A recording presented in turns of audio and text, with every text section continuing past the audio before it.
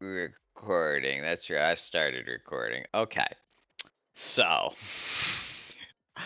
one, I'm a little drunk because I believe the best videos are when I'm not fully cognizant of my actions. Secondly, I've been having thoughts recently. Yes, many thoughts, as is normal for a human being. Um, Thoughts in regards to super powered people. I know that seems maybe random. That's fine. Just go with it. Okay, so imagine hypothetically that we actually just randomly tomorrow there were actual superpowered people. Like Superman. We'll just go with Superman. They'll keep it simple. Yeah, Deadshot, Jess. That's a good choice. No, no, no, no, no. This is Clip. Clip is much better for this. Okay, so as I was saying, superpowered people. That would completely ruin so many film franchises. Marvel would be okay because obviously the Marvel universe is different. But think hypothetically, just randomly War of the Worlds or any of those storylines were like this huge gigantic threat to all of mankind came about. What's the explanation for the superpowered people not just swooping in and fixing the thing? Because you got to have like the spunky, the plucky um, hero from, you know, no particular special origins. They're just a random person. They come up and they rise and they save the day, like Will Smith in Independence Day. But why wouldn't Superman or his equivalent in real life just swoop in and end the threat? Shut up, Ray. I'm talking here. So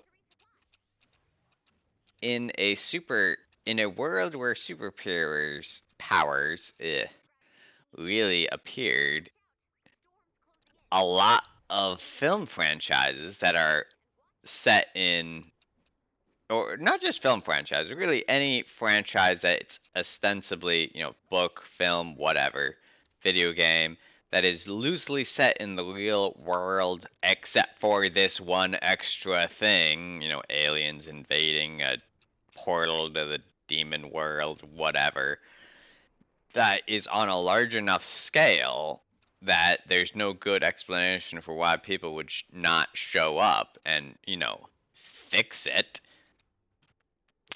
They're completely ruined if superpowered people were real. So like if if such a thing were to happen, it would be a disaster for the world of fiction. Various fiction writers and TV shows, like how would Frasier or Friends or some similar show handle the sudden inclusion of of superpowers within their world? I mean, would Friends, if like the X-Men turned out to be real, just spontaneously became a thing one day, would they just have Jean Grey, like, you bump into her in a coffee shop? That's not too big a deal. But when you're talking about franchises that actually have problems that need to be fixed, like CSI or whatever, how do you justify not calling in the superpowered, whoever to fix your problem? Because they've literally got the power to fix all of your problems. And again, like the most obvious fix to this situation is like example of this situation, I should say, is like Superman in Independence Day. Why didn't he fix everything? He should have just shown up and been like, okay, aliens, you're done. That's enough of that. Like maybe they got one or two hits in before Superman woke up for his morning coffee and then turned on the news and they're like, wait, what? What's going on? But after that, like, it's done. It's done. Because it's Superman or his equivalent. You get the point. So, like, as cool as it would be slash terrible, depending on how you look at it.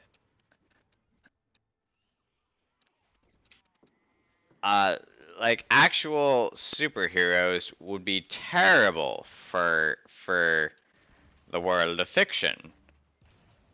Because what are you gonna do after that? I mean, everything that now everything has to explain. You're kind of forced to include a line that's like Superman is even if it's just a momentary explanation that says, "Hey, this is a different universe. Superman doesn't exist in it." Like you have to include that because otherwise, if you've got a world that's basically our world, the assumption is going to be Superman's running around. How why hasn't he fixed whatever the problem you're about to describe? Because he's there. You give him a call. I mean, yeah, maybe your problem isn't necessarily world ending. Maybe it's not something he's gonna get to immediately, but I'm sure he's got lazy weekends. Maybe I guess you could then have storylines where it's like, okay, we just have to hold off this particular, maybe not world ending, because I'm sure Superman would move up his schedule to deal with a world ending, scenario. But like, this is a whole township or statewide issue that's going to end a whole state or small country or whatever. We just have to hold on till Superman shows up. But that kind of lowers the stakes. Like, you just have to stall now, and it still fits within the world. I feel like having a world recognized band aid for sufficiently large issues is a huge handicap for storytelling, just as a whole. And I think that's why in most stories, this now is going into places I did not imagine this video would go when I started it. I think that's why most stories have really incompetent policemen. I mean, that's kind of a smaller scale than what we're talking about with the Superman scenario. But how many stories really hinge on just the police being useless? Just completely useless. I want you to know, person who just ran past me, my teammates are so useless in so many of these games. Useless is perhaps a little harsh. They're not team players. But yeah.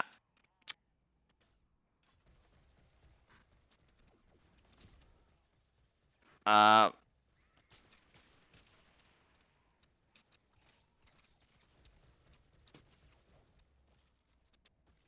um, so back to the main point I was making, which is, oh god, I'm a horrible aim. But it's okay, I just need to grab this present and then I'm out of here. Jump onto the frickin' thing.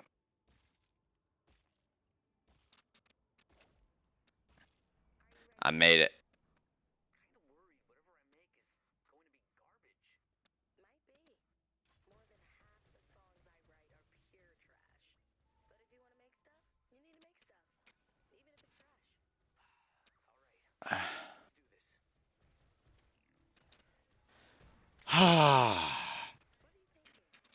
Okay. So, in fiction, a lot of the world building involves the police being trash. Because otherwise you have to explain why the people didn't just call the police like you should in reality if there's a major issue in your life. I just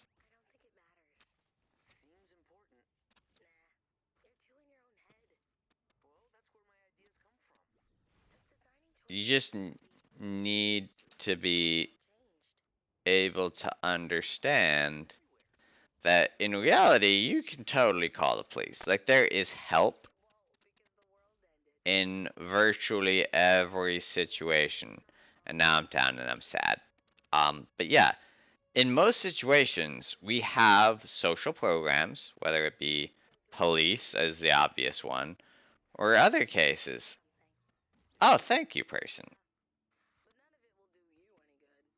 But like in fiction, those those social programs are not real. They're either horrible or whatever. And I think that discourages people from using them in real life, even though that only exists as a literary, you know, tool to justify why this massive adventure is necessary.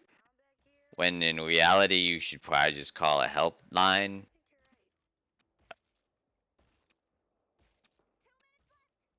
Um, and that's, I mean, yeah, I like stories, so don't get me wrong, stories are great, but like, don't take them as good advice for how you should act in your actual real life world, because that's not a thing. They are not designed to help you with actual problems. If you think that you need to, I don't know, call your vampire boyfriend or whatever, if you're talking about a lot of written works, I don't know why vampire boyfriends are a common trope, but they are. Shoot you in the face. Hey, hold still. Hold still and take these bullets to the face. So yeah. Oh, I gotta get rid of some of these basics. Drop. Bam. Where was I? Oh, perfect. Mission accomplished. Victory. Okay. But yeah, don't be afraid to like actually call and ask for help for of any of the resources that are like in reality, because just because in fiction they're crap doesn't change the fact that in reality they're staffed by people who are actually trying to make a difference and help you in in reality. Fiction is not reality, which I know seems obvious, and most of you intellectually understand that. But the thing is, when you spend too much time like watching movies and whatnot, and that's your main interaction with a given whatever, um, program perhaps, that can define what your expectations from that program are. Oh, sweet, I got sun whatever. I got the 5-star stuff.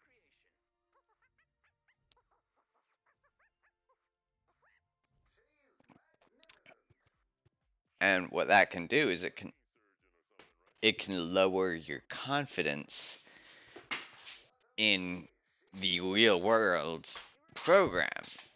So in a disaster, call the police. I know in disaster movies, they're pretty useless. And I'm not saying that they'll be able to necessarily charge in and save you specifically, because let's be honest here. In an actual wide-ranging disaster, they probably have a lot of such calls. But it's still worth calling, for one, especially if you can be like, hey, get your neighbors together, and then they can come and save multiple people in one go. You definitely want to do your part to make their job easier. If you can hold out for a while, still call them immediately, but let them know that, hey, we can hold out for a while in this disaster scenario. We're holed up, we're safe for the next while, and we've got enough food for a day or two. Save other people, prioritize them first, but like, don't forget we're here because we need to be saved too. Like that's still helpful. Call for help when you need help. Somehow this is rambling about about how superpowers would completely ruin TV scenarios and movie scenarios has somehow warped into something very different. But that's how it goes, I guess. Sure. I guess that's just, you know, storytelling in action when you're semi-drunk.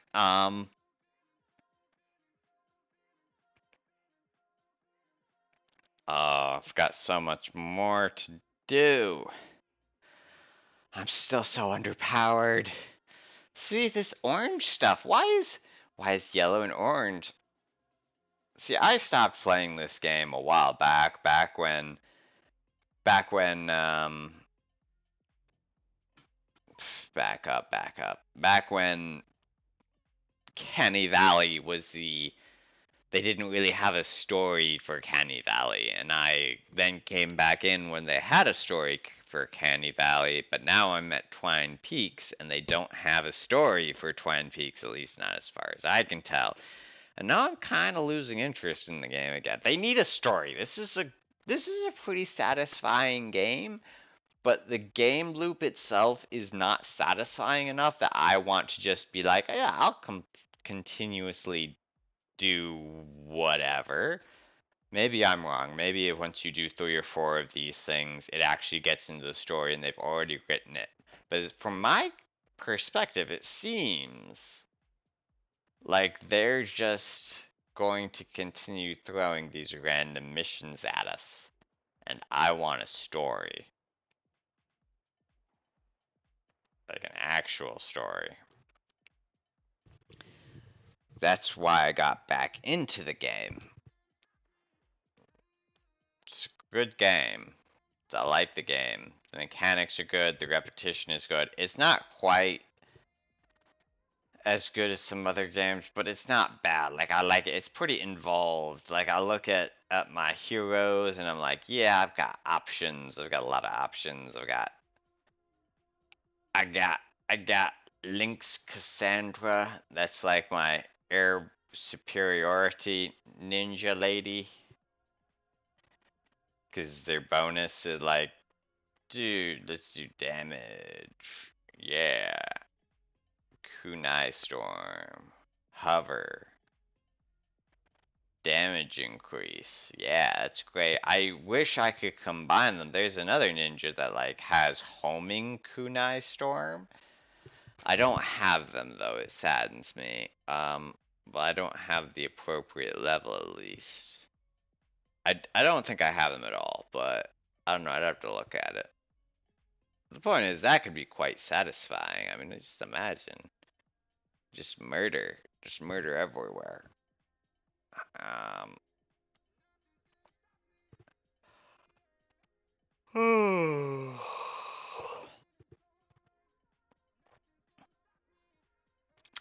I used to be a Dimmock main, but then they removed, that was back way in the day when her special, her commander perk, I guess, in the modern vernacular, was regaining shielding. But now that's not the case anymore. Now that has literally become one of the optional perks that you can pick.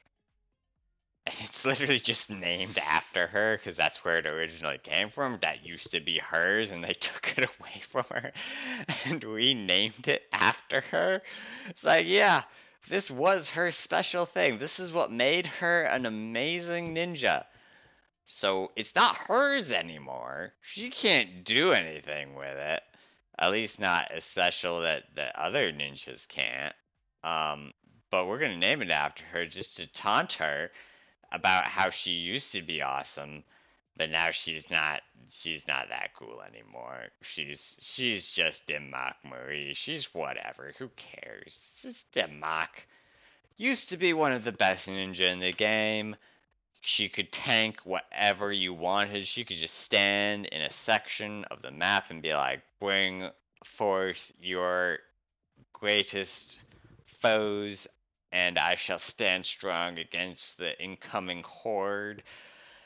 But now Dimmock's like, whatever, decrease smoke bomb cooldown by 42%. Sure, whatever. This is faster smoke screen, I guess. Yeah. Which, in fairness, if you do build it right, is actually still pretty potent.